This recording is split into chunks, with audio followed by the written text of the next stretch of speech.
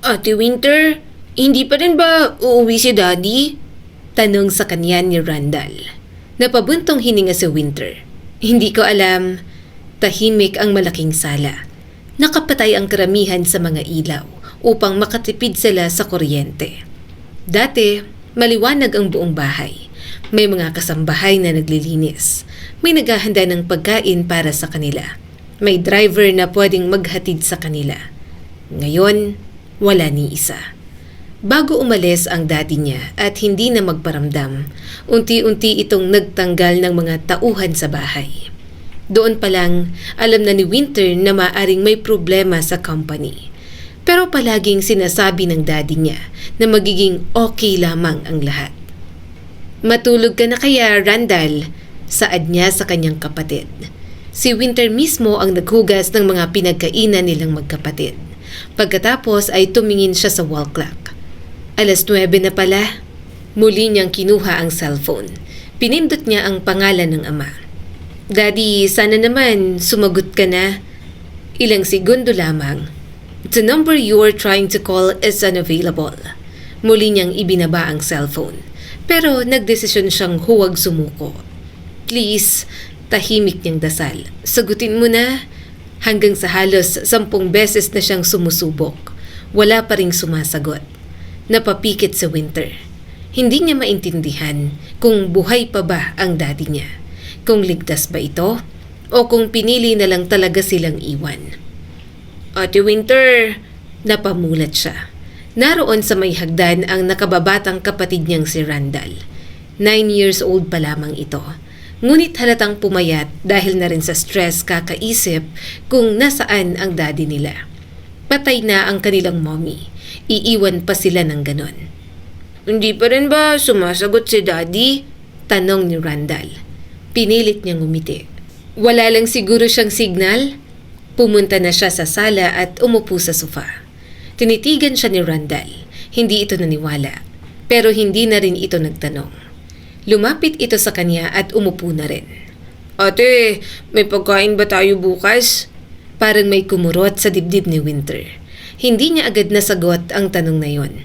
Kaunti na lamang ang pera nila. Hindi man lang aabot hanggang katapusan ng linggo. Huminga siya ng malalim bago muling humarap sa kapatid. Meron, huwag ka mag-alala. Gagawa ako ng paraan. Tumango si Randall.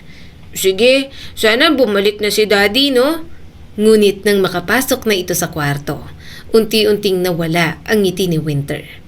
Mahigpit niyang niyakap ang sarili. Paano na kami? Paano ko siya bubuhayin?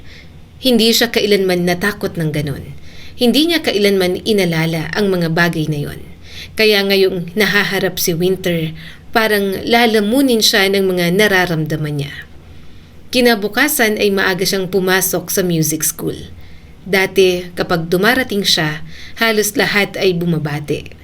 Ngayon, iba na ang mga ito sa kanya. Tahimik na nagbubulungan ang mga ito. Pero naririnig niya naman. Halatang gustong iparinig sa kanya. Siya yun? Narinig mo ba? Lugi raw ang company ng daddy niya, oh. Sabi ng mommy ko, tumakas na raw. Hindi na yata sila mayaman. Hindi siya lumingon. Patuloy lang siyang naglakad. Hindi totoo ang sinasabi ng mga ito. Hindi naman alam ng mga tao roon ang buong kwento. Pagpasok niya sa rehearsal room ay naroon na ang ilang estudyante. Isa sa mga ito ang ngumiti ng mapanukso. Uy, Winter! Hindi ka na yata sinusundo ng driver mo. Nagko-commute ka na ba? May nagtawanan. Hindi siya nagsalita. Patuloy siyang naglalakad.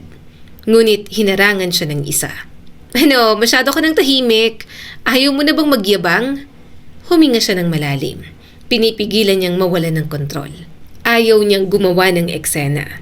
Pero ayaw din niyang hayaan ang mga ito. Diretso niya itong tiningnan. Kung may sasabihin kayo, sabihin ninyo sa harap ko. Ngumisi si Claire sa kanya. Isang kaklase niyang sobrang insecure sa kanya noon pa man. Totoo naman, hindi ka na mayaman. Baka hindi ka na rin pinakamagaling. At ngayong walang kwenta ng daddy mo, sa tingin mo talaga, may bigat pa rin ang pangalan mo sa school na to? Stop it. You're slowly becoming a nobody. Kaya hinay-hinay sa pagiging entitled, Winter. Unti-unting tumigas ang panga ni Winter. Hindi siya umatras. Sa halip ay isang hakbang ang inilapit niya. Entitled? Sino kaya sa atin ang pinagmamayabang na politician ng parents niya? Pero kurakot naman. What? Anda po, baby? Agad na nangalit ang mukha ni Claire. Shut up! Hindi totoo yan! At least ako, ang daddy ko, through hard work and old money ang yaman namin. How about your father? Sinong nagpapasahod? Taong bayan. Then, mangungurakot pa. Nakakahiya. Kumuyom ang mga kamay ni Claire. Ngumisi naman si Winter. Subukan mo akong talunin kapag natalo mo ako sa kahit isang performance, saka ka magsalita. Loser. Walang nakasagot. Nagkatinginan ang mga kaklase niya na hindi naman magagaling. Alam ng mga itong mayabang sa Winter. Pero alam din ng mga ito na bihira siyang matalo. Isa-isang umiwas ng tingin ang mga ito. Tahimik siyang naglakad papunta sa piano. Ngunit habang tumutugtog ang unang nota, unti-unti ring nanginginig ang kanyang mga kamay. Hindi dahil sa takot sa mga ito, kundi dahil alam niyang sa unang pagkakataon, may posibilidad na hindi na niya kayaning bayaran ang tuition sa susunod na buwan. At kung mangyayari yun, baka pati ang music school na pinakamamahal niya, kailangan na rin niyang iwan. Pagsapit ng 5:00 ng hapon, hindi na dumiretso si Winter pa uwi. Mula sa music school ay sumakay siya ng jeep papunta sa isang lumang theater sa Maynila. Tahimik siyang nakaupo sa tabi ng bintana. Mahigpit ang yakap niya sa bag. Kumakalam na ang sikmura niya. Ngunit hindi niya magawang kumain. Pagdating sa hall, agad siyang sinalubong ng stage manager. Winter, akala ko hindi ka makakarating. Napalingon siya. Good afternoon po. Hindi po ako a-absent. Tinitigan siya nito ng mabuti. May sakit ka ba? Parang namumutla ka. Napailing si Winter at pinilit ng ngumiti. Wala po, ayos lang po ako. Sa dressing room ay tahimik niyang isinuot ang costume. Habang inaayos niya ang buhok sa harap ng salamin, napansin niyang mas pumayat na ang mukha niya. May bahagyang eye bags na rin. Hindi na yon ang Winter na palaging fresh at maayos tingnan. Saglit siyang napatitig sa sarili. Ang payat ko na, hindi ako pwedeng pumangit. Kapag nakita ko ni Bea, magtataka yon. Agad niyang iniiwas ang tingin. Hindi pwedeng makita ni Bea ang ganito niyang itsura. Hindi pwedeng malaman nito na hirap na siya. Noon pa man, siyang laging tumutulong kay Bea. Siyang laging nanlilibre. Siyang unang bumibili ng gamit na gusto nilang dalawa. Ayaw niyang dumating ang araw na si Bea naman ang maawa sa kanya. Mas gugustuhin pa niyang panatilihin ang kanyang pride at kayabangan kaysa kaawaan. Huminga ng malalim si Winter habang nakatayo sa likod ng entablado. Mahigpit niyang hinawakan ang laylayan ng light pink gown na suot niya.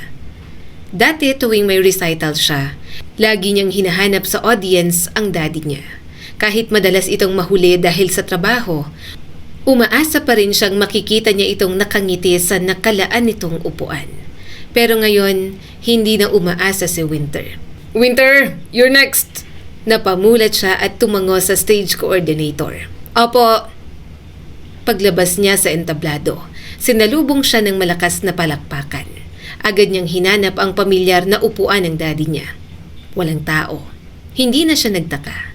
Ngunit nang ilibot pa niya ang tingin sa audience, may isang maliit na banner ang agad niyang napansin. Hindi niya napigilang mapangiti nang makitang best friend niyang si Bea. Kahit halatang nagmamadali at nahihiya sa mga katabi, buong ingat nitong hinawakan ang banner habang marahan siyang chinicheer. May kung anong uminit sa dibdib ni Winter. Sa dami ng taong pumapalakpak sa kanya, si Bea pa rin ang pinakamadaling hanapin ng mga mata niya. Hindi siya nito kailanman iniwan. At sa sandaling yon, bahagyang nabawasan ang bigat na matagal na niyang pasan.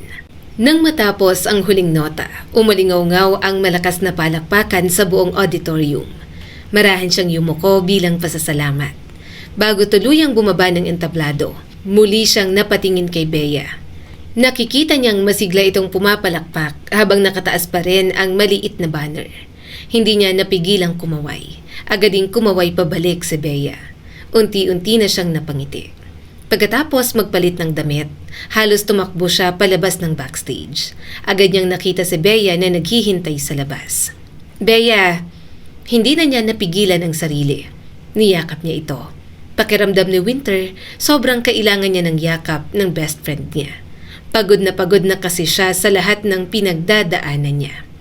Salamat at dumating ka. Akala ko hindi ka na darating. Bulong ni Winter. Sa totoo lang, natatakot siya na walang dumating para sa kanya. Natatakot siyang muling makita ang bakanteng upuan ng daddy niya nang walang sino mang naghihintay pagkatapos ng recital. Ngunit naroon si Bea gaya ng dati. Napangiti si Bea. Ako? Hindi darating? Imposible. Eto nga gumawa pa ako ng banner para sa'yo. Marahan niyang kinuha ang banner. Tinitigan niya ang bawat letra. Halatang mano-manong ginawa yon. Hindi man yun mamahalin, ramdam niyang oras at pagod na inilaan ng kanyang kaibigan. Pinilit niyang ibalik ang dati niyang masayang ngiti. Ayaw niyang mahalata ni Bea ang lahat ng gumugulo sa isip niya. Halika, mall na tayo, nakangiti pang sabi nito. Sa isip niya, umaasa siyang kahit ilang oras lang, makakalimutan muna niya ang mga problemang naghihintay sa bahay. Habang naglalakad sa mall, pilit niyang isinasantabi ang lahat ng problemang naghihintay sa bahay. Gusto niyang kahit ngayong araw lang, maging normal ulit ang lahat. Napalingon siya kay Bea. Simple lamang ang suot nito, ngunit kapansin-pansin pa rin ang lavender hair clip na kapareho ng nasa buhok niya. Hindi niya napigilan mapangiti. Mula pa nung elementary, naging simbolo na yon ng pagkakaibigan nilang dalawa. Napansin niyang nakangiti rin si Bea habang nakatingin sa kanya. Anong nginingiti-ngiti mo dyan? Tanong ni Winter. Napatawa si Bea bago umiling. Wala naman, masaya lang ako na kasama ka ulit dahil ang tagal nating hindi nakapag-banding ng ganito. Halos puro school at practice mo na lang kasing ginagawa natin itong mga nakaraang linggo. Bahagyang bumigat ang pakiramdam ni Winter. Busy siya kasi naghahanap siya ng paraan para makasurvive sila ni Randall. Marami silang gastusin, hindi niya na nga alam kung paano pa sa susunod na mga buwan. Kinokontak niya na rin ang ibang kamag-anak nila pero wala namang sumasagot. Walang gustong tumulong. Pero totoo naman na namimiss niya din ang mga simpleng lakad na walang iniisip ng mga problema. Ngunit kasabay ng saya, bumalik ang katotohanan na baka hindi na nila magawa yun ng madalas kapag tuluyan ng naubos ang pera niya. Gumiti siya kahit saglit lamang. Oo nga, namiss ko rin ang ganito. Nagpatuloy silang maglakad hanggang sa mapadaan sa isang maliit na gift shop na puno ng stuffed toys, stationery at iba't ibang cute na accessories.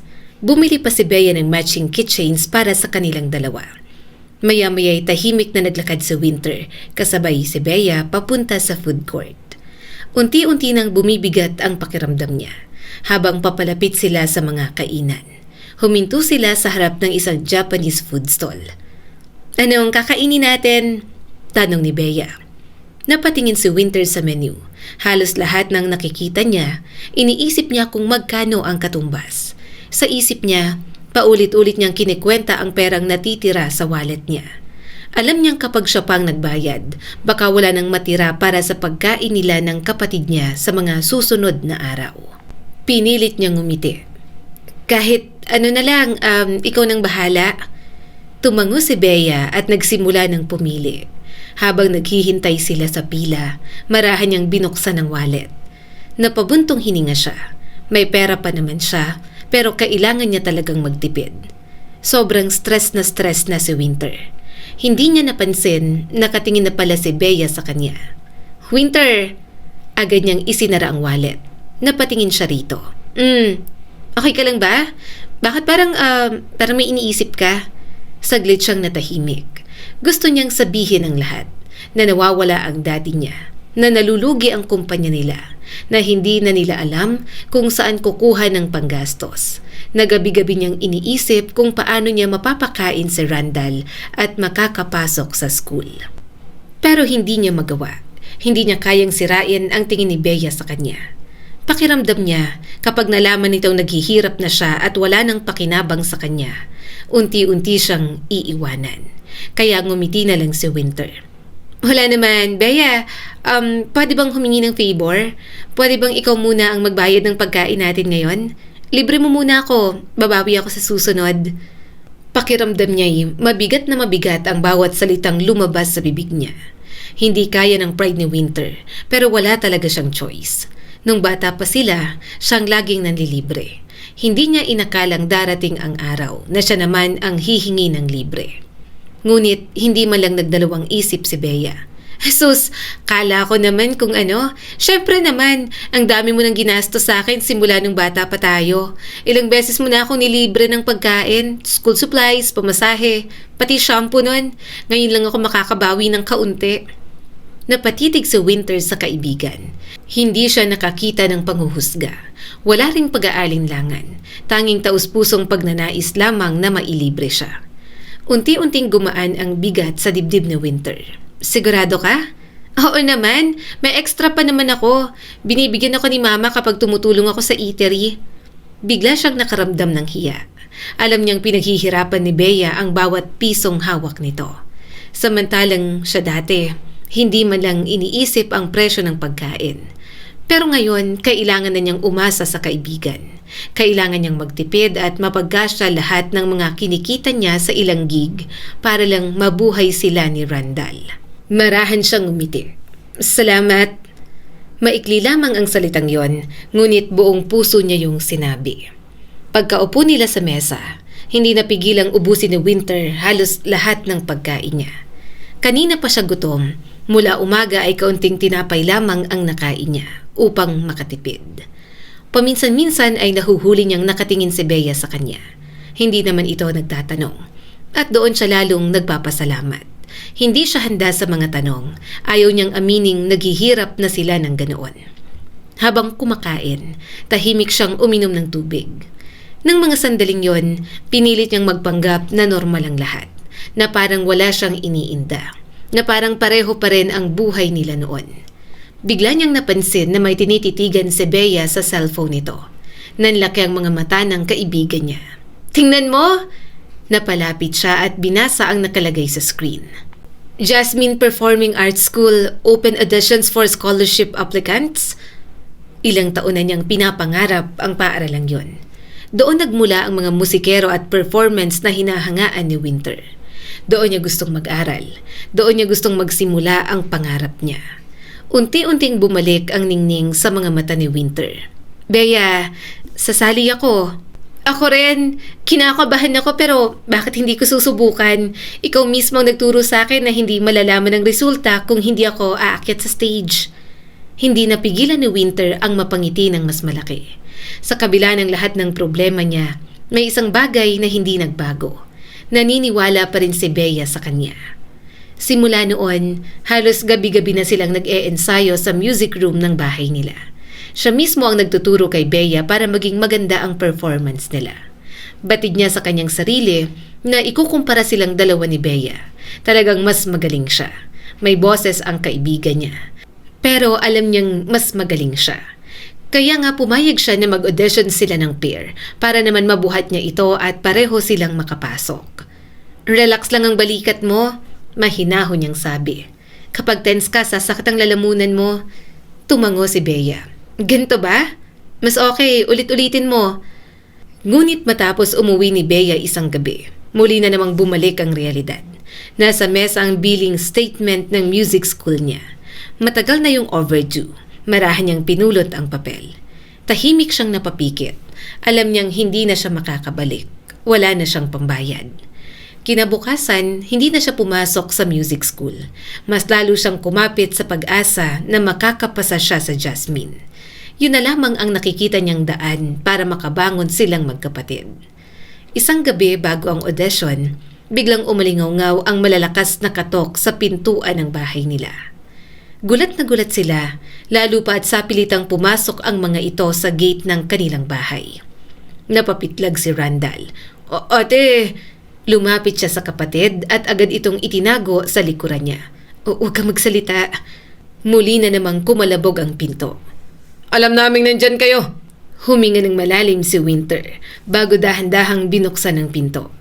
Baka kapag hindi niya pa pinagbuksan, sirain ng mga ito ang pinto. Si Mr. Santos na kilala bilang Gabo kasi iyon. Ilang beses nang bumalik sa kanila kaya alam niya na ang pangalan. 3 lalaki ang nakatayo sa labas. Nakasimangot ang pinakamatandang mukhang pinakaboss. "Nasaan ang tatay mo?" Mahigpit niyang kinuyom ang kamay. "Wala siya rito." "Huwag mo kaming niloloko. May utang ang ama mo. Imposibleng pinapabayaan kayo ni Richard. Alam kong tinatago niyo lang siya." Malamig na tiningnan ni Winter ang mga ito. Kahit puno na ng kaba ang puso niya. Marami silang utang. Ngayon dumagdag pa ang mga mukhang masasamang taong huling inutangan ng daddy nila ni Randall. "Wala kaming alam kung nasaan siya. Yun ang totoo. Hindi namin siya tinatago. Pinapabayaan niya na nga kami." Seryosong sabi ni Winter sa mga ito. Tumawa ng mapakla si Gabo. "Magaling magtago." Tahimik lang si Winter. Ayaw niyang ipakitang nanginginig na ang mga tuhod niya. Kung pwede niya lang iako ang bahay nila. Kaso, hindi naman pwede. May first notice ng bahay nila na kukunin na raw ng bangko. "Wala talaga kaming maibabayad. 17 pa lang ako. Ano bang alam ko sa mga yan? Si daddy ang may utang sa inyo kaya siya ang hanapin ninyo. Huwag niyo kaming guluhin. Kasi hindi na nga siya umuuwi." Bulalas ni Winter. Nagkatinginan ang 3 lalaki.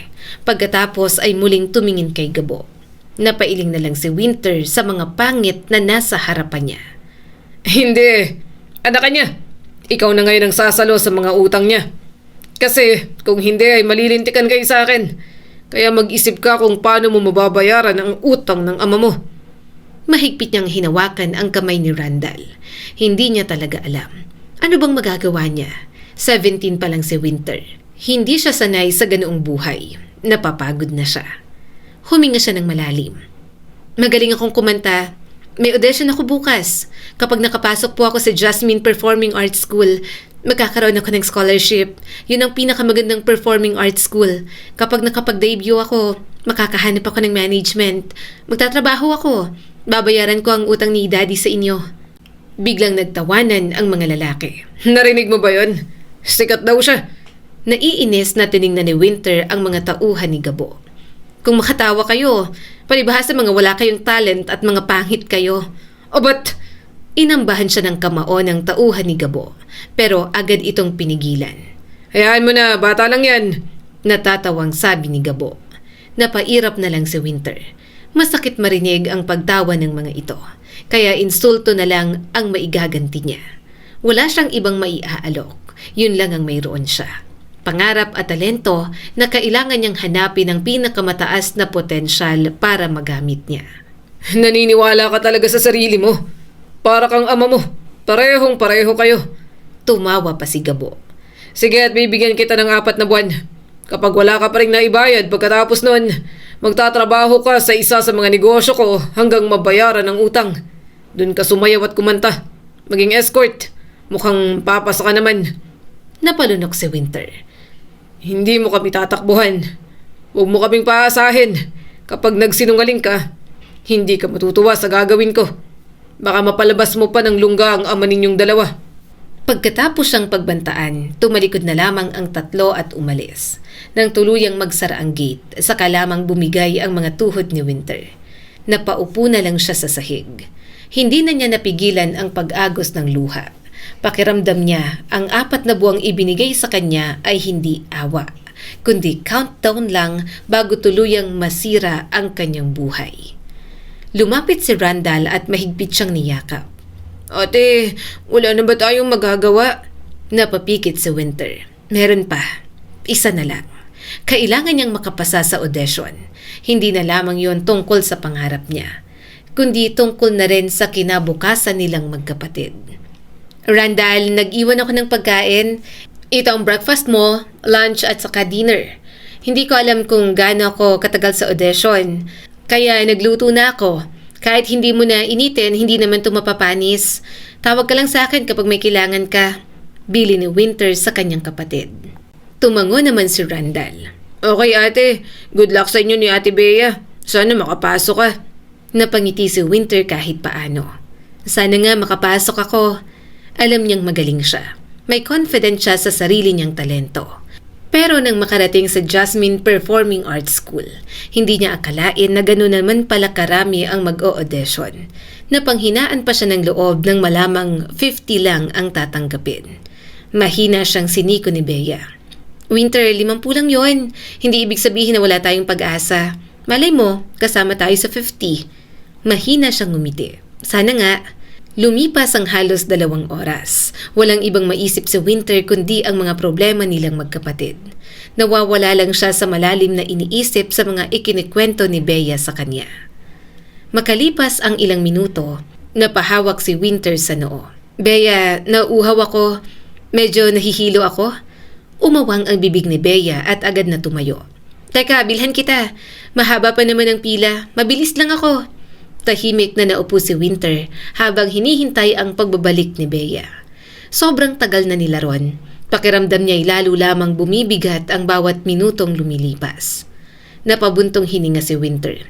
Kailangan kong makapasok. Wala na akong ibang pagkakataon. Eto na lang. Kailangan kong makapasok para hindi masira ang buhay namin ni Randall. Muling bumukas ang malaking telebisyon sa lobby. Kanina pang bukas yun. May mga oras na pinapatay at may mga pagkakataong hindi. Kahit nasa labas sila, pinapakita sa kanila ang ilan sa nag-audition sa loob. Bukod kasi sa audition na yun, may ilang clips din na i-ere sa TV. Ladies and gentlemen, welcome to today's live audition. Napatingin ang halos lahat na naghihintay. Lumabas sa screen ang isang lalaking may bilugang katawan. Halatang kinakabahan ito habang nakatayo sa gitna ng stage. Hindi pantay ang pagkakagupit ng buhok nito at medyo maluwag pa ang suot nitong polo. May nakasulat sa ibaba ng screen. Contestant Yuri Fajardo. Natawa ang mga nasa likod niya. Grabe, bakit nag-audition ng ganyang kataba rito? Feeling idol naman. Una munang magpapayat bago mag-artista. Pati buhok ang pangit. Narinig ni Winter ang bawat pagtawa. Bahagya siyang napakunot noo. Hindi niya maintindihan kung bakit gano'n na lamang ang paghusga ng mga tao, kahit hindi pa naman nagsisimula ang performance. Hindi pa nga siya kumakanta. Mahinang saad ni Winter at humalukip-kip. Magaling siguro to. Ilang segundo ang lumipas. Tumugtog ang -1. Huminga ng malalim si Yuri. Pagkatapos ay kumanta ng buong puso.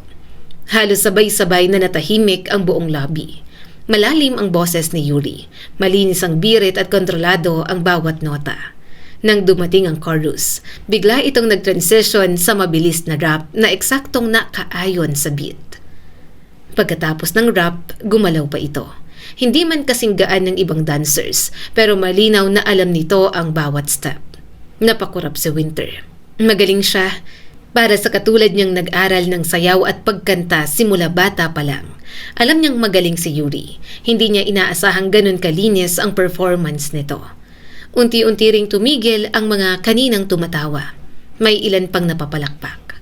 Nang matapos ang performance, ngumiti si Yuri at yumuko sa mga judges. Tahimik ang buong lobby habang hinihintay ang resulta. Feel ko hindi makakapasa yan. Natatawang sabi ng nasa likod niya. Ang taba! Mahalagang talento pero mas tinatangkilik ng mga tao ang visual. Paano yan pasisikatin ng school? Napairap na lang si Winter sa opinyon ng mga ito. Pero habang tinitingnan niya si Yuri, naalala niya bigla si Bea na palagi na lang minamaliit at binubuli noong mga bata pa sila. Makalipas ang ilang sandali, nagsalita ang isang babaeng judge pagkatapos ng pag-uusap ng 5 judges. Thank you, Yuri! Napangiti ang binata. Ngunit ang sumunod na sinabi ng judge ang nagpabigat sa ekspresyon nito. Unfortunately, hindi ka namin may papasa sa susunod na round. Nanlumo ang mukha ni Yuri. Your talent is undeniable, pero hindi papasok ang overall image at appearance na hinahanap ng school. Unti-unting nawala ang ngiti ni Winter. Kawawa naman siya. Hindi na niya narinig ang iba pang sinabi ng judges. Nawala ulit sa live audition ang palabas. Ilang minuto ang lumipas, lumabas si Yuri mula sa auditorium. Nakita agad ito ng grupo ng mga lalaking kanina pang nagtatawanan. Oh, bagsak! Sabi na nga ba, magpapayat ka muna. May isa pang mabagal na pumalakpak habang tumatawa. Idol, next 4 years ka na lang ulit. Tahimik lang si Yuri. Pilit itong ngumiti. Kahit halatang nangingilid na ang luha sa mga mata nito. Naglakad na lamang ito palayo habang nakayuko. Napailing si Winter. May kung anong kumirot sa dibdib niya. Sayang kung tanant lang ang pagbabasehan, dapat nakapasa siya. Unti-unti niyang naalala ang sinabi ng staff kanina. 50 lang ang kukunin. Lalo siyang kinabahan. Kung may katulad ni Yuri na kayang ma-reject kahit ganun kagaling, ano pa kaya ang mangyayari sa kanya? Pero maganda naman ako, so baka hindi ako matulad sa kanya. Maya-maya'y nakabalik na si Bea dala ang tubig. Natatawa na lang si Winter sa mga kwento nito. May nakita raw kasi itong poging lalaki. Nang turn na nila, sabay silang naglakad papasok sa auditorium. Agad na naramdaman ni Winter ang kakaibang lamig ng malawak na auditorium. Sa pinakadulo ay naroon ang 5 judges na tahimik na nakaupo sa likod ng mahabang mesa. Tumango si Director Go na siyang head judge. "Introduce yourselves." Huminga ng malalim si Winter bago humakbang at nagpakilala. Maya-maya'y si Bea naman ang nagpakilala. Nauutal pa ito kaya alam niyang kinakabahan ang kanyang kaibigan.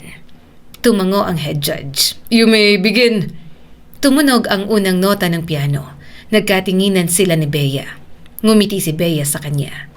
Pagpasok ng unang verse, automatikong kumilos ang katawan niya. Ilang libong beses na niyang naensayo ang kantang yon. Dumaloy ang bawat nota na parang bahagi na ng paghinga niya. Narinig niyang maayos ding pumapasok ang boses ni Bea. Magandang naghalo ang timbre ng boses nila. Napansin niyang bahagyang tumatango ang isa sa mga judges habang nagsusulat. Pagsapit ng chorus, mas naging emosyonal ang kanta. Mas inilabas ni Winter ang resonance ng kanyang boses.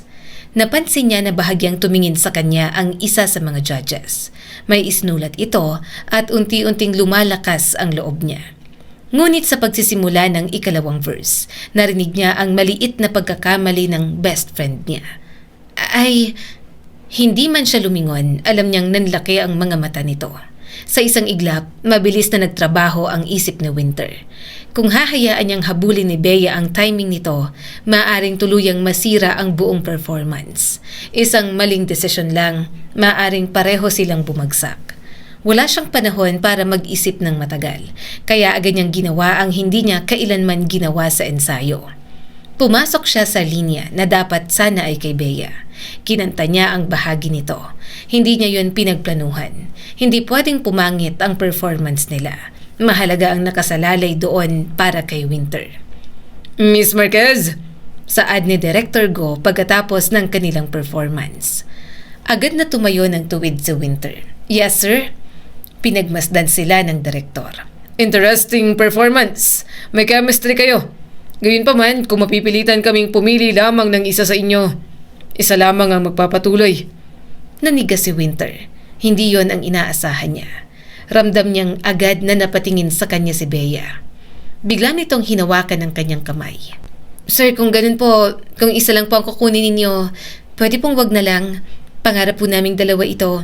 Mas gusto ko pong pareho kaming makapasok kaysa ako lang o siya lang." Napayuko ko si Winter. Mahigpit ang pagkakahawak ni Bea sa kamay niya. Kung ibang araw yon, siguro ay sasang-ayon siya. Pero hindi ngayon. Kung hindi siya makakapasok sa school na yon, baka tuluyan ng masira ang buhay niya. Dahan-dahan niyang inalis ang kamay niya mula sa pagkakahawak ni Bea.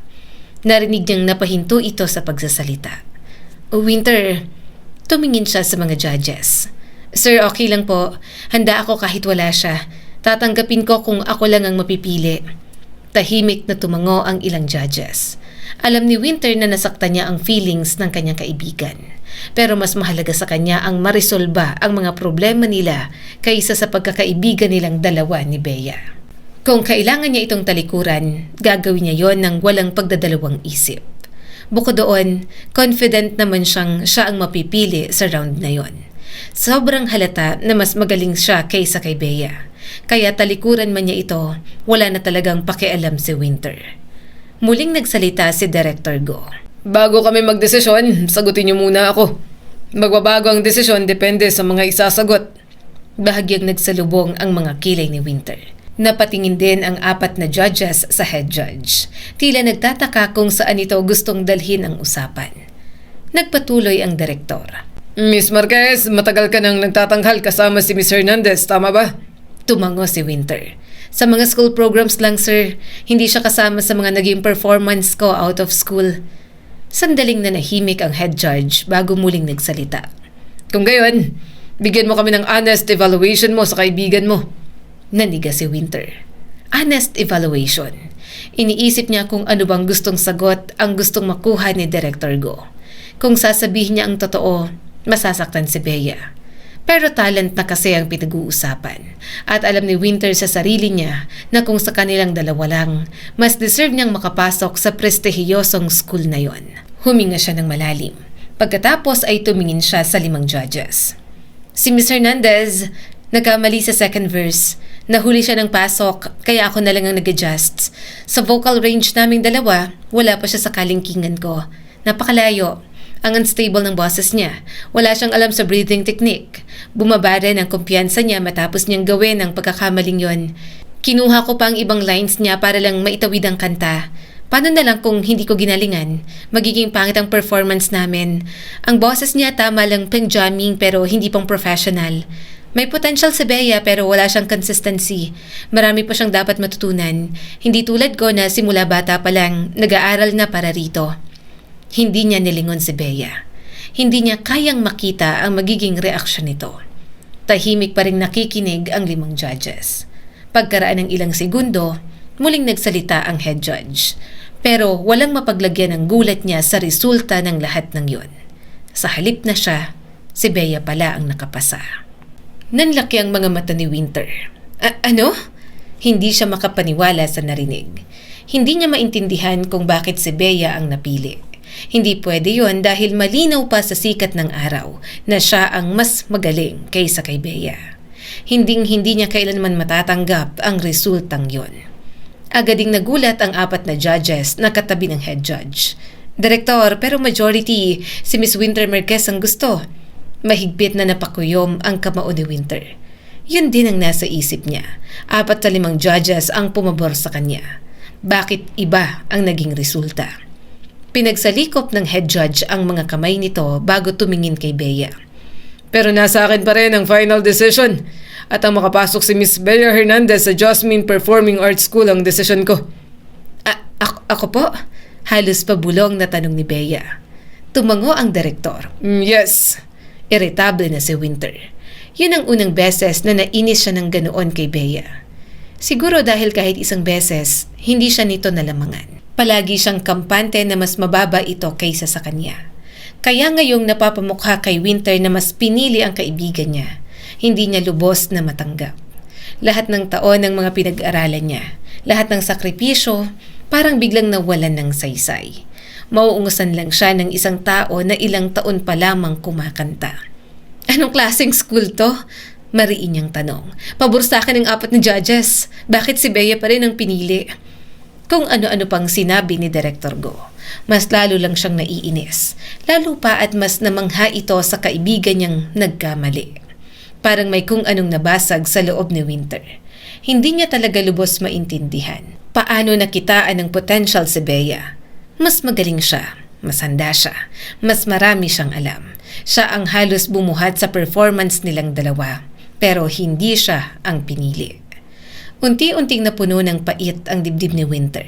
Hindi na niya kayang manatili pa roon. Kung magtatagal pa siya, baka may masabi pa siyang pagsisisihan. Mahigpit niyang kinuyom ang mga kamao at pagkatapos ay tumalikod. Hindi na siya lumingon kay Bea.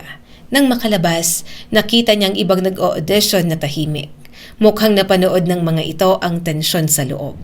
Napairap na lang si Winter at padabog na umalis doon. Nakakainis! Nang makalabas, sobrang inis niyang tinanggal ang nakadikit na number. Tinanggal niya rin ang hair clip niya at agad na itinapon. Bakit hindi ako? Kailangan na kailangan ko yun. Ano ba naman kasing buhay to? Ano, hahayaan niyo na lang ba akong maging pokpok? Sa bagay, kapag naging bayaran siya o escort, baka may maging customer siyang may entertainment company. Saka palang matutupad ang pangarap ni Winter. Pero kailangan ba talagang bumaba siya sa ganoong level? Lumaki siyang walang ibang iniisip kundi magkaroon ng improvement ang lahat ng talent na mayroon siya. Maayos siyang lumaki. Mayaman, may class. Bakit mauuwi siya sa ganoon? Kasalanan talaga ni Daddy to. Kung hindi siya nagtago, Hindi magugulo ang buhay namin ni Randall. Pinabayaan niya lang kami ngayong hirap na siya. Nanikip ang kanyang dibdib. Mami, kung nandito ka lang, baka kahit kaunti kayanin namin ang buhay. Pinabayaan lang kami ni Daddy. Hindi namin alam ang gagawin namin. Mabilis ang paghinga ni Winter, kaya pinilit talaga niyang kumalma. Pero nang makita niya ang hair clip na binato niya, naiinis man, kinuha niya pa rin yun. Naiiyak siya sa sobrang frustration sa pagkabigo. Natalo siya ni Bea. Pero hindi niya maintindihan kung bakit hindi niya maitapon ang hair clip na yon. Kasi kahit naging mas mababa ang tingin niya kay Bea kaysa sa kanya, itinuring niya pa rin itong best friend. Ate Winter? Tanong ng kapatid niya nang makauwi siya. Ate, anong nangyari? Agad niyang pinunasan ang mga luha. Hinarap niya ang kapatid, pero bago pa makasagot si Winter, tumulo na naman ang mga luha niya. Ate! Saad ni Randall at lumapit sa kanya. Maya-maya'y napailing siya. Hindi ako pumasa. Si Bea lang ang pinili. Hindi ako, Randall. Ayaw nila sa akin. Kay Bea gusto nila. Siyang pinili. Nanlaki ang mga mata ni Randall. Imposible. Bakit si Ate Bea lang? Ate, ko ang pinakamagaling na singer na kilala ko. Mas magaling ka pa kay Ate Bea. Napapikit sa Winter. Akala ko rin, Randall. Pero si Bea ang pinili. Siyang tinanggap. Hindi ako. Nakaka-insulto sa part ko na buong buhay kong pinag-aralan ng musika. Tapos magiging ganoon lang. Naiiyak na rin si Randall. Nakikita niya ang takot sa mga mata nito. Kasi alam nila pareho kung ano ang mangyayari. Agad siyang niyakap ng bunsong kapatid. Ate, paano na tayo? Huminga siya ng malalim bago muling nagsalita. Wala tayong magagawa. Sa ganitong sitwasyon tayo iniwan ni Daddy. Malapit nang kunin ng bangko ang bahay natin. Dahil sa mga naiwan niyang utang, wala na tayong pambayad. Kapag nangyari yon, magtatrabaho na lang ako. Siguro sa bar kasi may utang din si Daddy kay Gabo. Hindi naman tayo titigilan nun. Umagos na ang mga luha ni Randall. Huwag mong sabihin yan, Ate Winter. Hindi ka magtatrabaho ron. Wala ka namang kasalanan. Si Daddy, siya dapat nagbabayad ng mga utang niya at hindi tayo. Hindi sumagot si Winter. Niyakap niya na lamang ang kanyang kapatid. Sa isip niya, mayroon pa sana siyang nagawa. Kung naging mas magaling pa siya, kung mas napahanga pa niya si Director Go. Kung hindi siya natalo, baka may scholarship na sana siya ngayon. Kinabukasan, hindi na natapos ang problema. Malakas na doorbell ang gumising kay Winter. Napadilat siya at nang buksan ang gate, nandoon na ang mga taga-bangko. Bank foreclosure officers kami. Nagpadala na kami ng notice. Parang biglang nanlamig ang buo niyang katawan. Naghanda na sila ni Randall.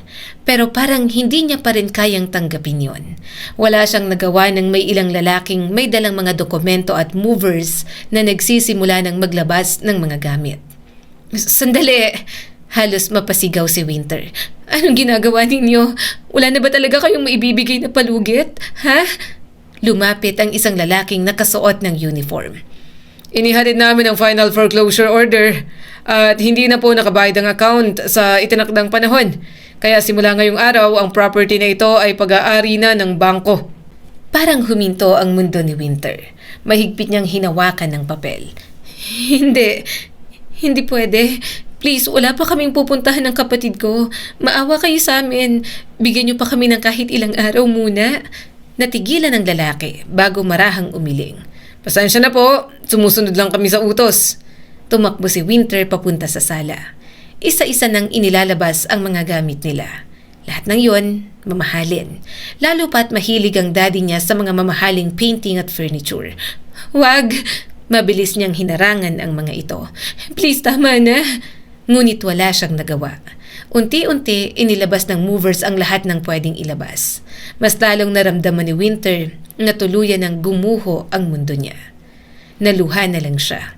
Mabilis siyang umakyat at kinuha ang mga nakahanda nilang maleta. Ate! Magbihis ka na, Randall. Pinunasan ni Winter ang mga luha. Aalis na tayo rito. Hindi na tayo pwede rito. Pagkatapos kunin ang mga maleta, lumabas na sila ng bahay. Nakatayo lamang si Winter sa tapat ng dati nilang tahanan.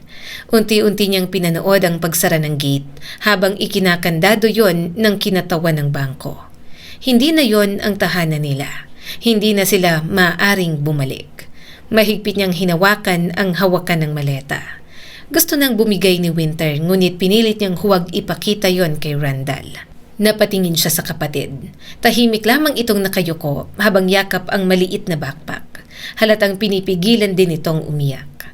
Huminga ng malalim sa Winter. Kailangan niyang magpakatatag. Wala nang ibang aasahan si Randall kung hindi siya.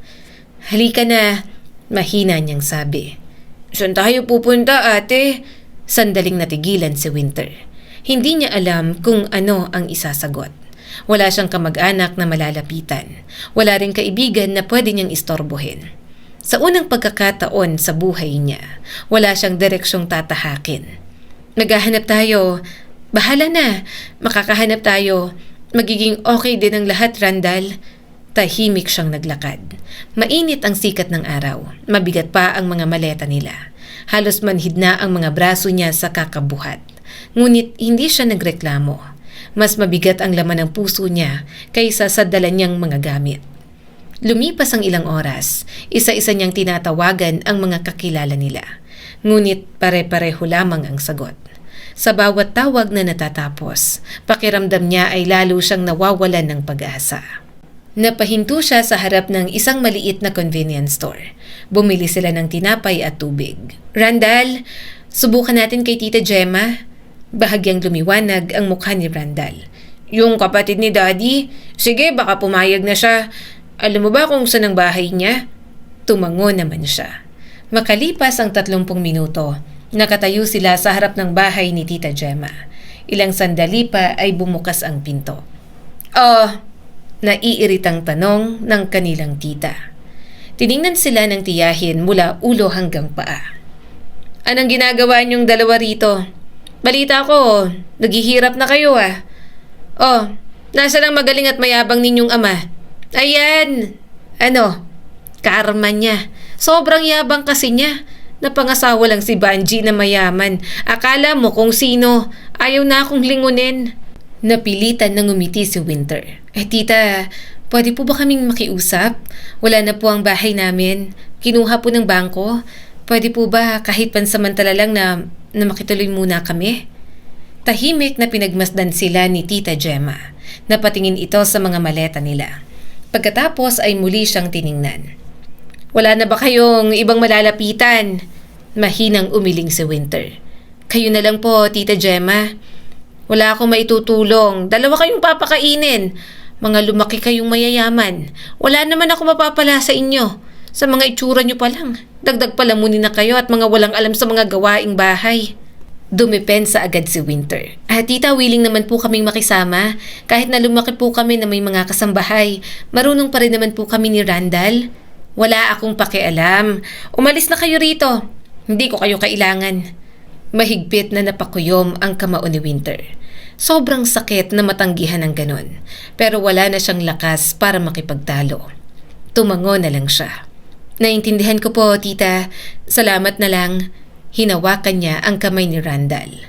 "Tara na." Tahimik silang naglakad palayo. Pagsapit ng gabi, wala pa rin silang matuluyan. Huminto sila sa isang maliit na parke. May bangkong bakal sa ilalim ng malaking puno. Doon nila inilapag ang mga maleta at tahimik na umupo. Napatingin si Randall sa langit. "Ate, ganito na ba tayo simula ngayon?" Hindi agad nakasagot si Winter. Tiningala rin niya ang madilim na kalangitan. Hindi niya alam. Hindi niya alam kung ano ang mangyayari bukas o sa susunod na araw. Ang alam lang niya, wala na silang bahay. Wala na siyang pangarap. At wala na rin siyang nakikitang pag-asa. Lumalalim na ang gabi. Unti-unting nabawasan ang mga taong nasa park hanggang sa halos wala nang natira. Ang tanging maririnig na lamang ay ang huni ng mga kuliglig at ang mahihinang ugong ng mga sasakyang dumaraan sa kalapit na kalsada. "Ate, gutom na ako." Dahan-dahan siyang tumayo. "May pera pa ako rito. Hahanap ako ng makakain natin. Dito ka lang ha. Bantayan mong mga gamit natin." Naglakad agad siya sa malapit na tindahan. May nakita siyang eatery. Gamit ang natitirang pera, bumili siya ng kanin at ulam. Nang makabili, bumalik agad siya at yun ang pinaghatian nila ni Randall. Nang matapos, kahit na medyo natatakot, doon na sila natulog. Nagtago na lang sila sa slide para hindi mapagtripan. Kinabukasan, nagising lang sila sa ingay. Hindi na naman nila alam kung saan pupunta. Gutom na sila. Tatawagan ko na ba si Gabo? Maging escort na lang ba talaga ako?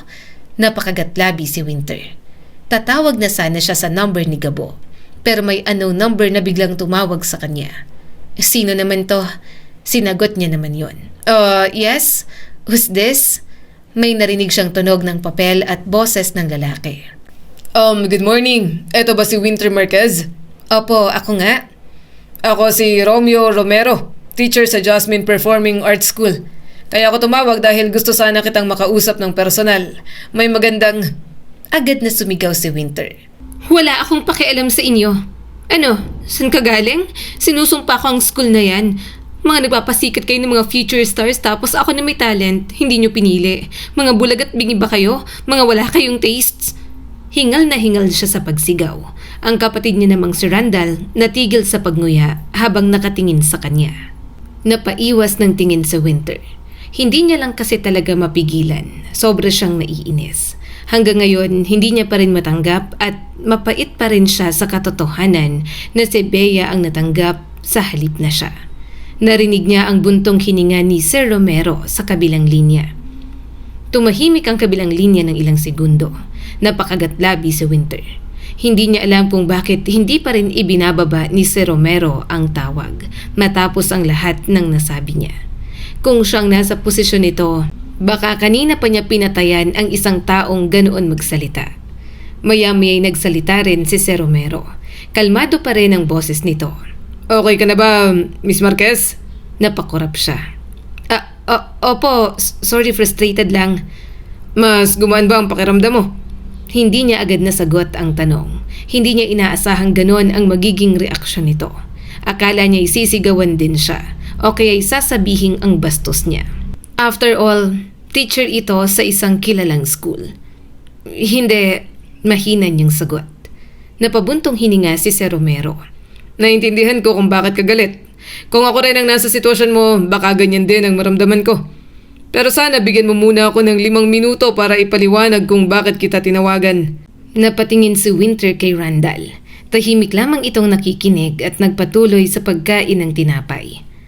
Fine, malamig niyang sagot. 5 minuto lang. Salamat. Narinig niya ang muling pagkaluskos ng mga papel. Una sa lahat, gusto kong sabihin na hindi ka bumagsak. Nagsalubong ang mga kilay niya.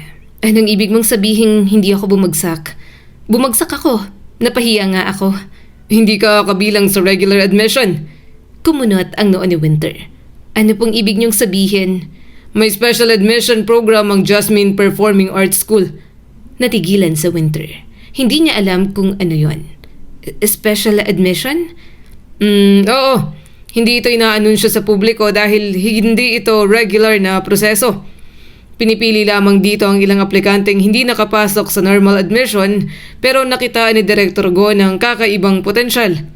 Mas lalo siyang natigilan. Hindi niya alam kung bakit biglang bumilis ang tibok ng puso niya. Director Go personally reviewed several applicants after the auditions. Isa ka sa mga pinili niya. 4 kayo. Isa ka sa 4, Miss Winter Marquez. Nanlaki ang mga mata niya. Ako? Pero hindi ba si Bea ang pinili niya? Sa regular admission, oo. Pero pagkatapos ng auditions, na-review muli ni Director Go ang evaluation sheets ng ilang applicants at isa ka ron. Parang hindi pa rin pumapasok sa isip niya ang narinig. Bakit? Dahil naniniwala siyang hindi pa tapos ang kwento mo. Napapikit siya. Hindi niya alam kung bakit. Pero parang may kumurot sa puso niya. Naiinis siya kay Director Go. Halos isumpa niya na. Yun naman pala, may iba pa itong plano. Nagpatuloy si Sir Romeo. May mga estudyanteng mahusay. Pero ayon kay Director Go, bihirang estudyanteng may disiplina at determinasyong katulad mo. Medyo may attitude ka nga lang daw talaga. Napasimangot si Winter. Anong magagawa niya? Yun na talaga siya. May attitude siya kasi alam niyang magaling siya. Hindi niyo ako kilala. Kaya nga gusto ko naming mas makilala pa. Gusto naming tanggapin mo ang special admission. Hindi siya agad sumagot. Pakiramdam niya'y napakabigat ng lahat. Sinumpa niya ng school na yon, pero yun ang nagbubukas ulit ng panibagong oportunidad para sa kanya. Huminga ng malalim si Sir Romeo. Pinili ka dahil naniniwala si Director Go na karapat-dapat kang bigyan ng isa pang pagkakataon. Napababa si Winter ng tingin.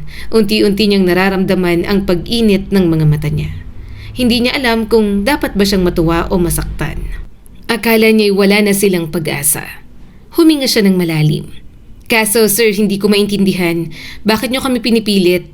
Bakit niyo ako tinatawagan? Ano bang mapapalanin niyo kung tatanggapin ko ang special admission na yan? Natahimik ang kabilang linya. Akala ni Winter ay hindi na ito sasagot.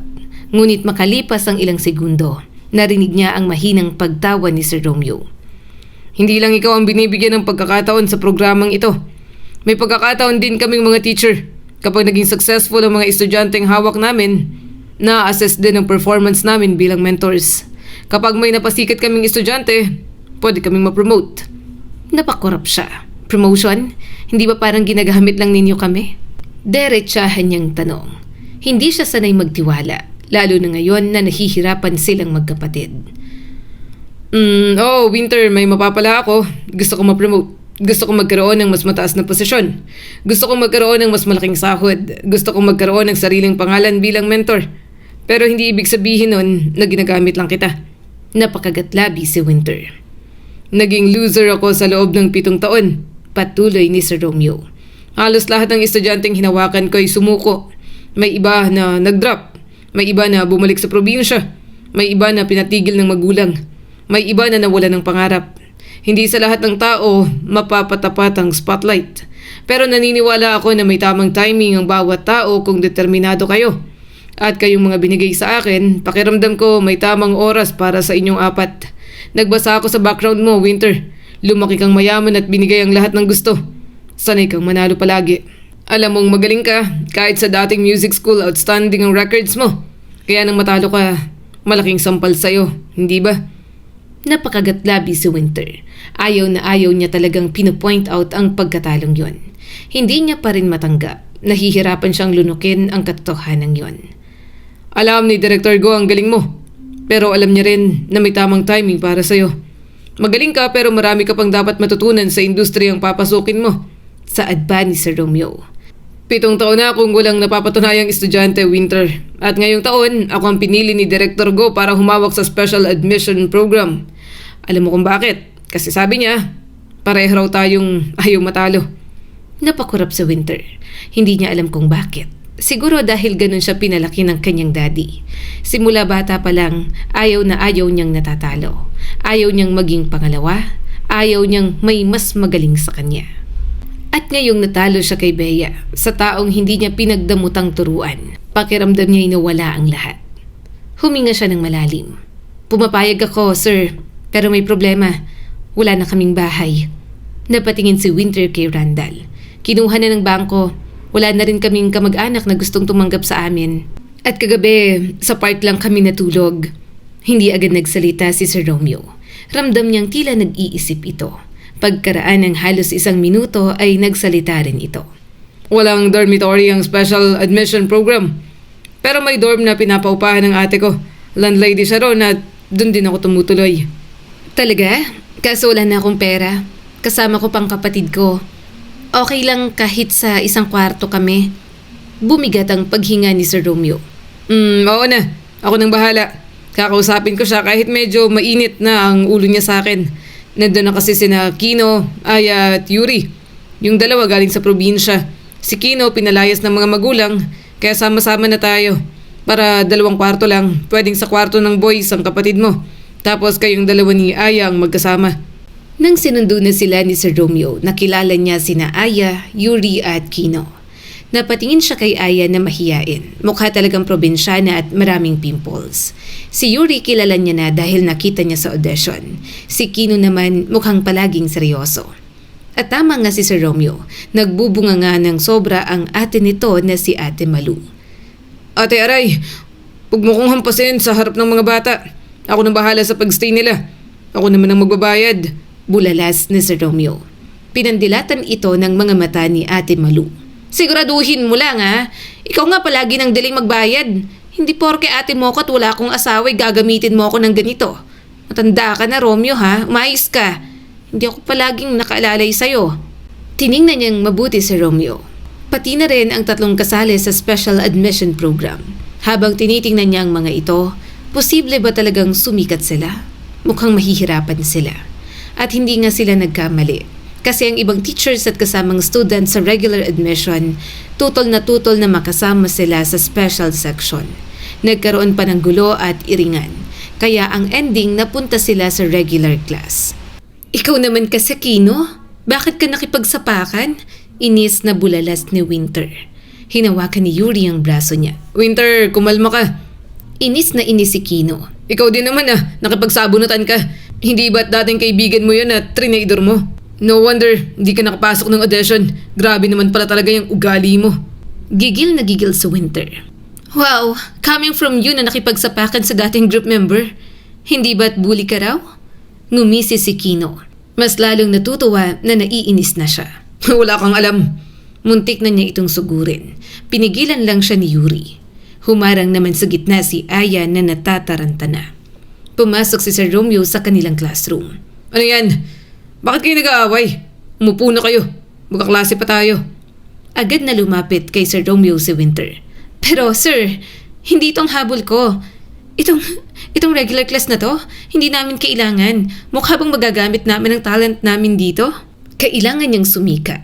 May naghahabol na utang sa kanya.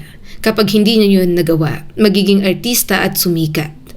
Baka sa kangkungan at performer sa bar ang kabagsakan niya. Hindi niya kaya yon kung wala si Randall at sure na yon ang kabagsakan ni Winter. Marahil ay nagpakamatay na lang siya. Hindi. Napabuntong hininga si Sir Romeo. Pasensya na kayo, mababa ang tingin sa akin ng ibang teachers dito. Lumala pa dahil sa gulong sinimulan ninyo.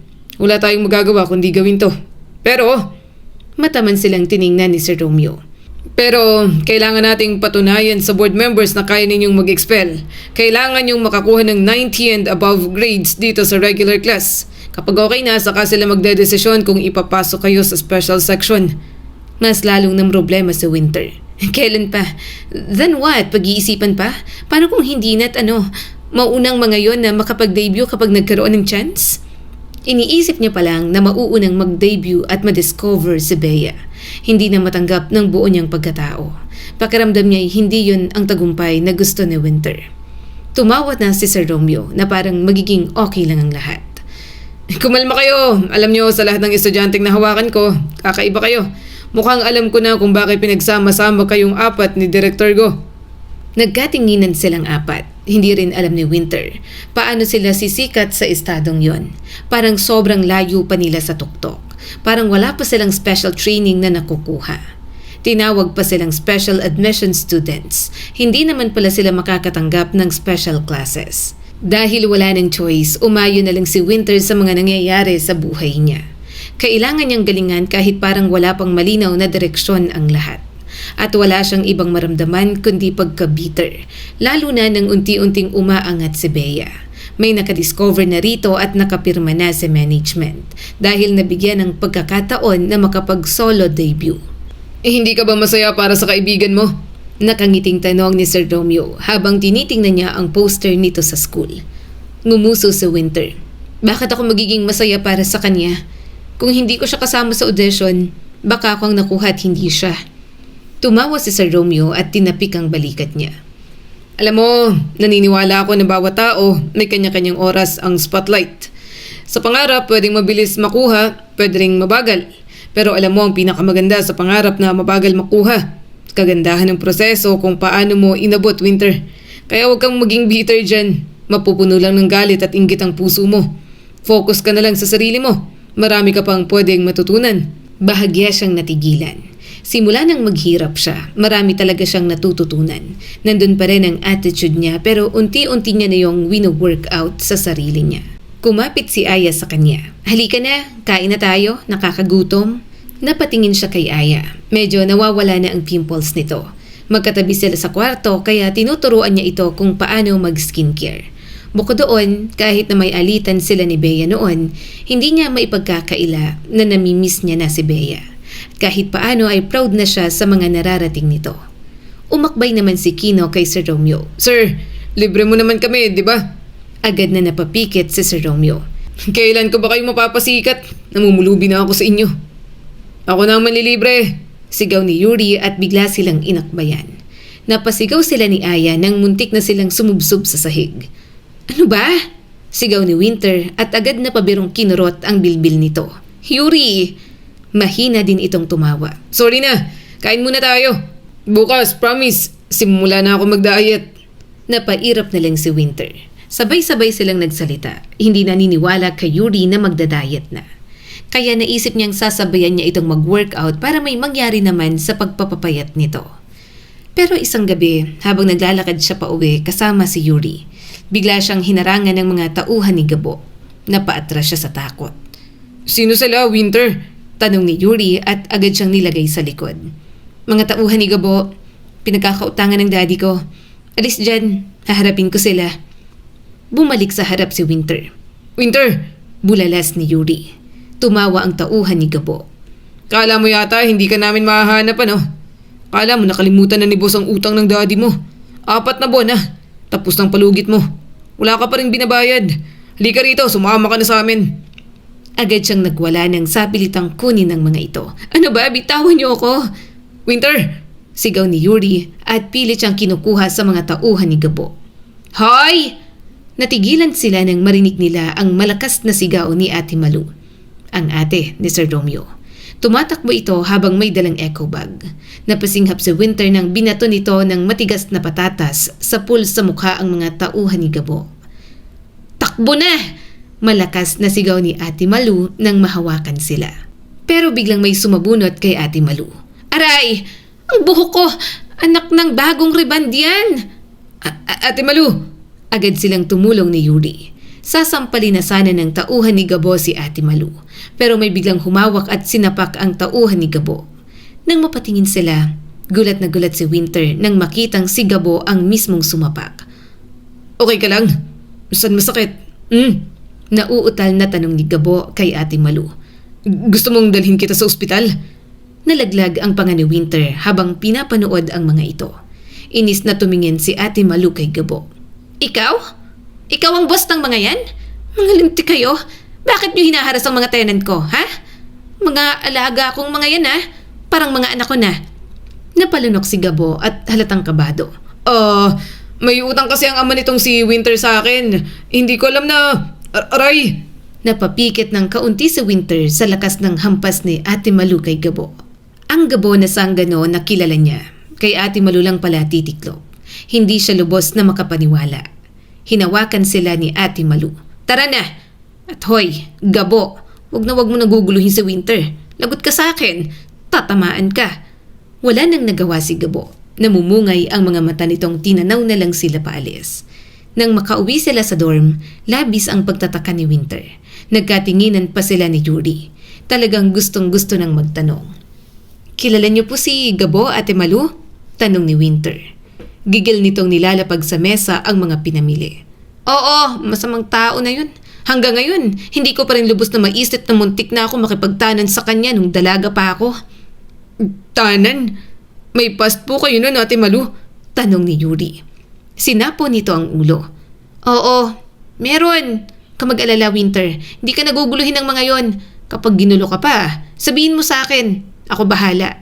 Napanguso si Winter. Siguro, hindi niya lang napapansin. Pero bakit pakiramdam niya? Gumagawa ng paraan ng Diyos para gumaan kahit papaano ang kanyang buhay.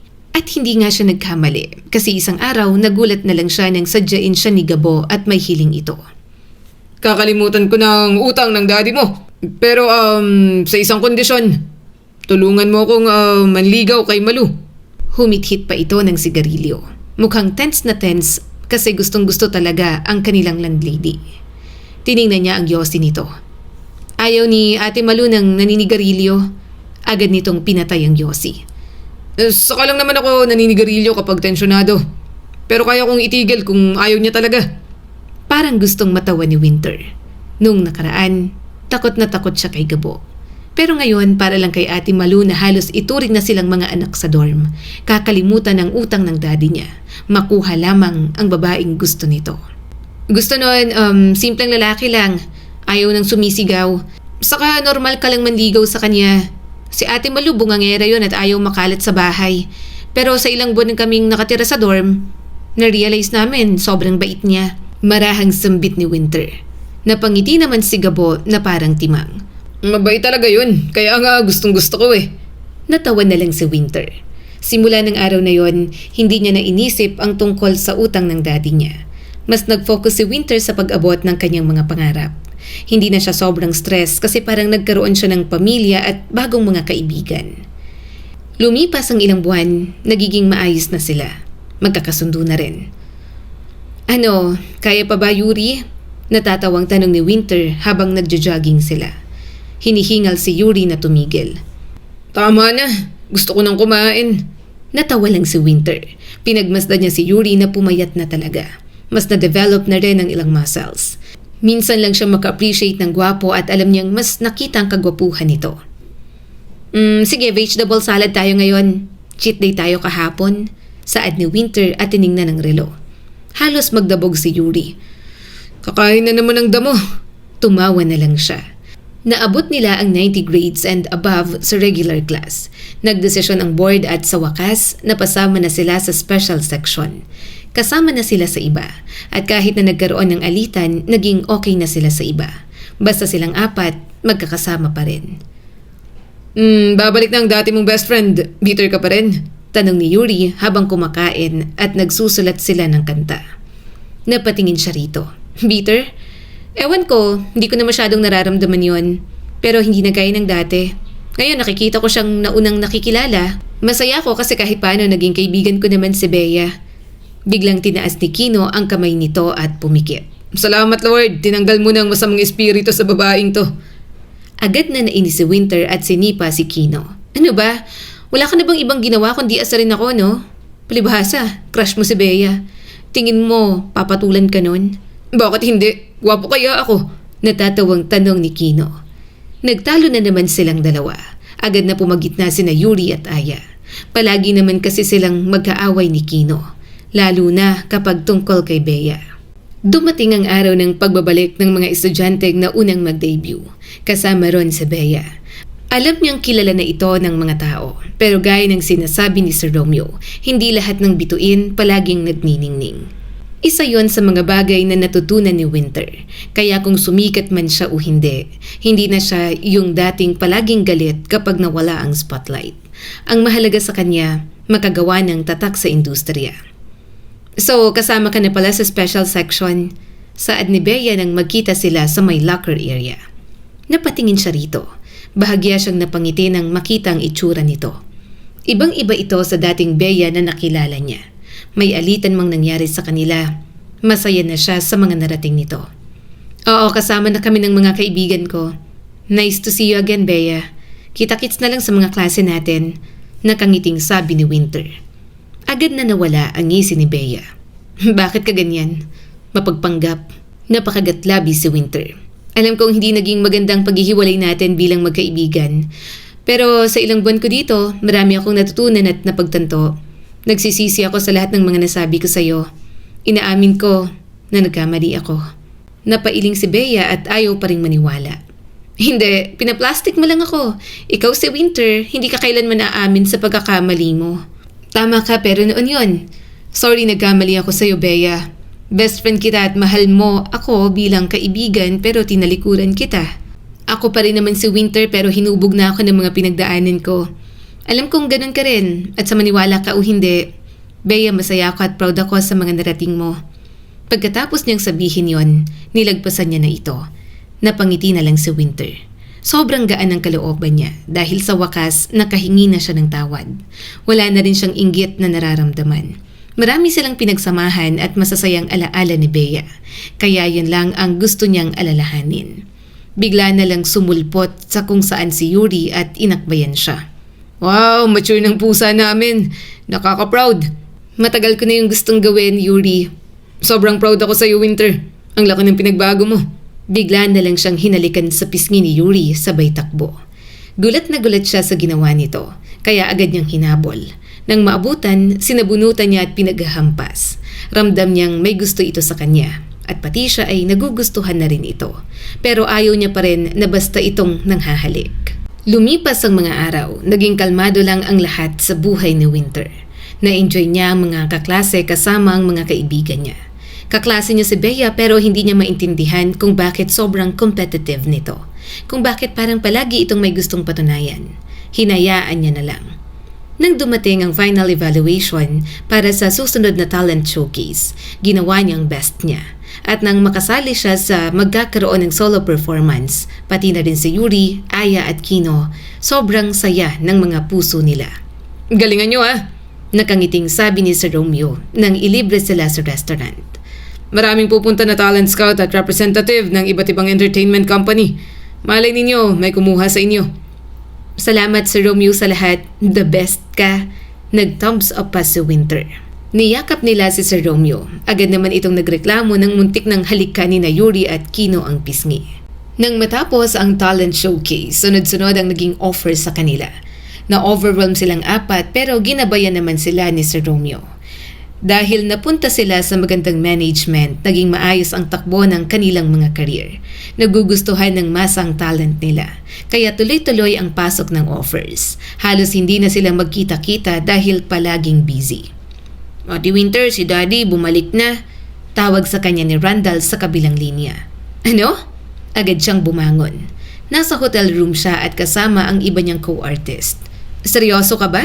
Sumagot si Randall. Oo ate, mukha siyang pulubi nang umuwi.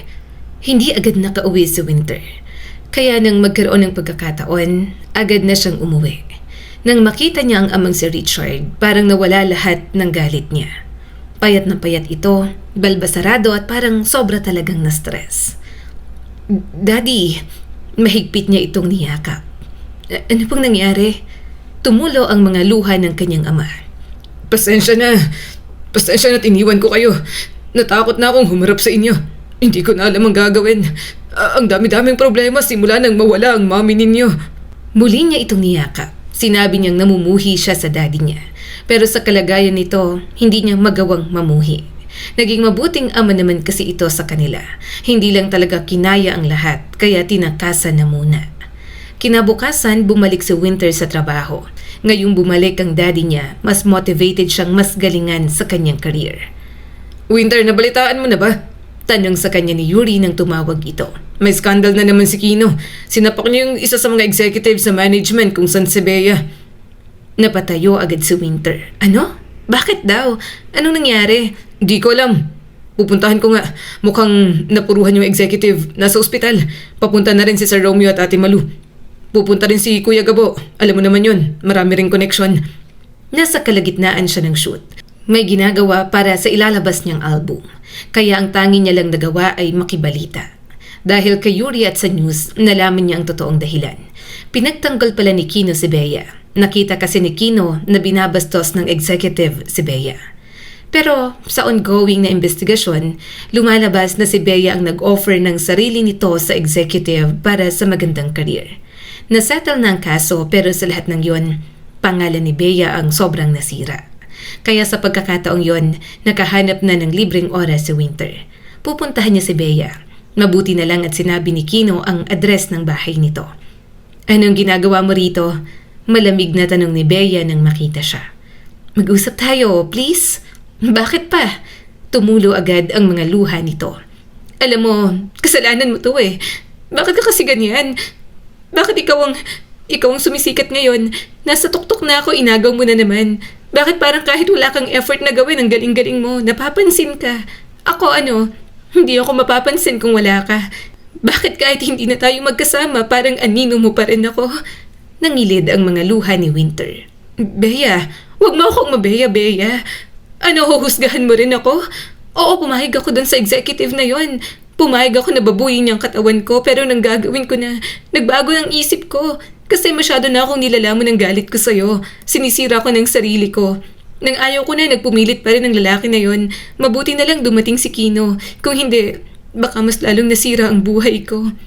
Hindi na napigilan ni Winter ang sarili. Niyakap niya ng mahigpit si Bea. Nagpumiglas naman agad ito. Ano ba, bitawan mo ako? Hindi na tayo magkaibigan. Magkaibigan pa rin tayo. Humihikbing sabi ni Winter. I'm sorry sa lahat ng mga nagawa ko. Pero Bea, mahal kita. Pamilya na kita. Para na kitang kapatid. Miss na nga kita eh. Ikaw ang best friend ko, kaya tama na. Sa pagkakataong yon, hindi na napigilan ni Bea ang mga hikbi. Mahigpit din itong yumakap sa kanya. Parang sa kanya lang humuhugot ng lakas. Winter, anong gagawin ko? Paano ko? Shh! Hinaplos niya ang likod nito. Magiging okay din ang lahat. Makakabalik ka, makakabangon ka ulit. Kaya mo yan. Naniniwala ako sa iyo, Bea. Ang galing-galing mo kaya. Nagpatuloy ang buhay pagkatapos nun. Mas lalo pang umusbong ang career ni Bea. May mga bagong dumarating, nawawala rin sa kanyang spotlight. Pero nakagawa siya ng tatak sa industriya, gaya ng sinabi ni Sir Romeo sa kanila. Si Yuri naging sikat na pop icon sa loob at labas ng bansa. Si Kino naman matapos ang skandal ay naging magaling na performer din. Si Aya naging singer na maraming hit na ballad songs at ikinasal sa foreign nitong boyfriend. At si Bea tinapos ang college at naging teacher sa isang music school sa ibang bansa. Kailan kaya tayo ikakasal, no? Tanong ni Yuri sa kanyang tabi. Napairap si Winter. At ano, aawain ako ng fangirls mo? Tumawa ito at hinalikan siya sa mga labi. Hindi na kailangan. Kasi kailangan nilang tanggapin na retired na ako bilang idol nila. Gusto ko nang gampanan ng pagiging asawa ng pusong si Winter. Natawa na lang si Winter. Gusto niya na rin mag-settle down. Marami naman siyang napatunayan sa industriya. At katulad ng palaging bili ni Sir Romeo sa kanila, hindi lahat ng mga bituin palaging nagniningning. Pero nandyan lang at pwede pa ring alalahanin. Ang kwentong ito ay nagpapaalala sa atin na ang bawat pagkakamali ay may dalang aral kung handa tayong tanggapin at matutong magbago. Hindi madaling umamin sa kasalanan at humingi ng tawad. Ngunit yon ang unang hakbang para maitama ang mali at maging mas mabuting tao. Ipinapaalala rin ito na may tamang panahon para sa lahat. At kung hindi man ibigay agad ang ating hinihiling, may dahilan ng bawat proseso at pagsubok na ating pinagdaraanan. Muli ako sa Skylar at sana ay may bago na naman kayong natutunan sa kwento natin ngayon. Maraming salamat po.